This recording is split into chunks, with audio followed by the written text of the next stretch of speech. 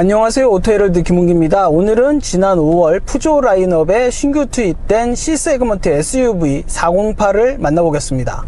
먼저 408은 SUV로 분류되지만 사실 르노코리아의 XM3처럼 크로스오버 성격이 강해 보이는데요. 이는 차체 실루엣을 통해서도 잘 드러납니다. 차체 크기는 전장, 전폭, 전고가 각각 4700mm, 1850mm, 1485mm의 휠베이스 2790mm로 XM3와 비교하면 전장과 전폭에서 각각 130mm, 30mm 여유롭고 휠베이스 또한 70mm 깁니다. 전고는 상대적으로 85mm가 낮고요. 408은 전반적으로 패스트백 스타일을 띠고 있고 앞서 출시된 신형 308과도 유사한 모습인데요.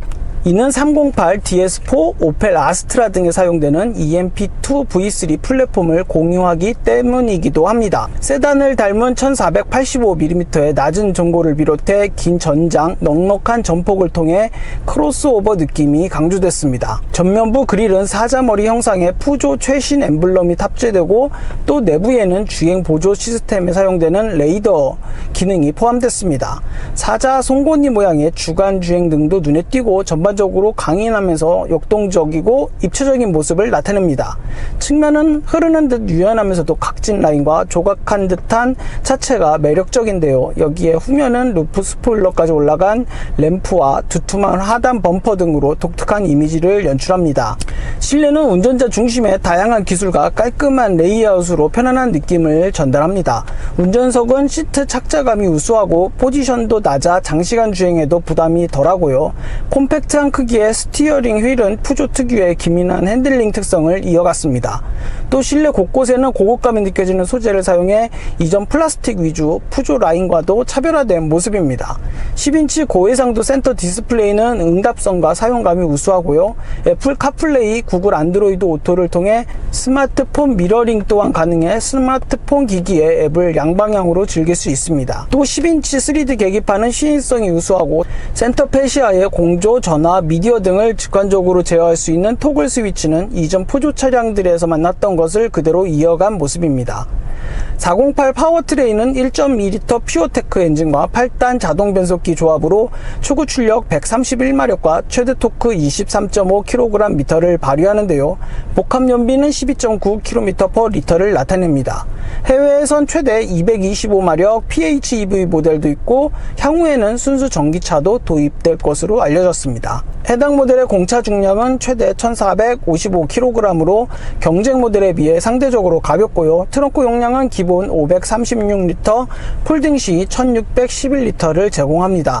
주행 편의 사양으로는 스톱앤고 기능이 포함된 어댑티브 크루즈 컨트롤과 운전자 주의 알람 시스템, 교통표지 인식 시스템, 차선 이탈 경고 시스템, 전방 충돌 알람 시스템, 사각지대 충돌 알람 시스템, 전후방 주차 보조 시스템, 후방 카메라 등을 기본 탑재했습니다.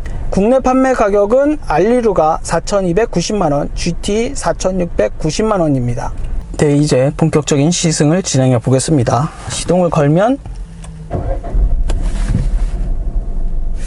일단 정차 상태에서 실내로 유입되는 엔진의 불쾌한 소음과 진동은 거의 느낄 수 없고요. 전반적인 실내 디자인이 완전히 새로운 느낌입니다. 요 센터 디스플레이도 2단으로 약간 꺾인 듯한 느낌으로 작동이 되고요.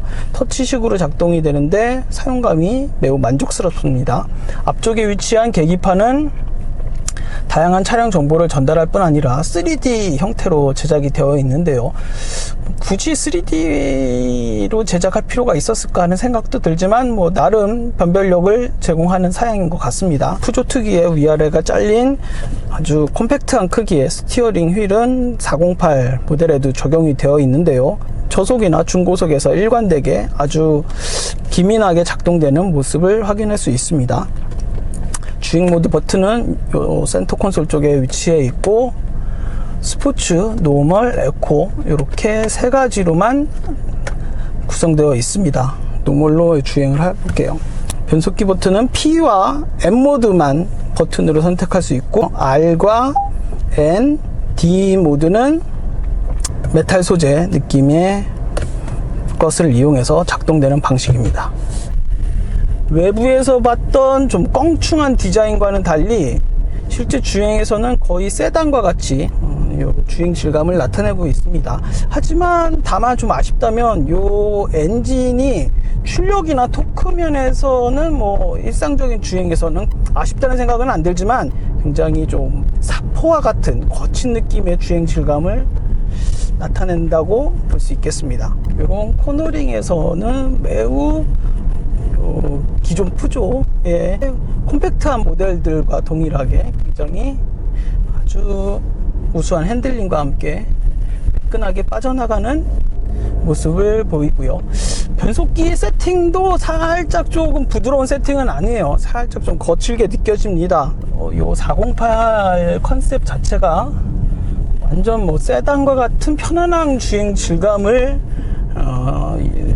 보여주는 차는 아닌 것 같다는 생각을 갖게 합니다. 또 이런 과속 방지턱을 넘을 때는 또 살짝 생각보다는 좀 하드한 세팅은 아니에요. 살짝 이 엔진이 갖고 있는 거친 느낌과는 상반되게 굉장히 좀 통통 튀는 듯한 느낌을 전달하고요.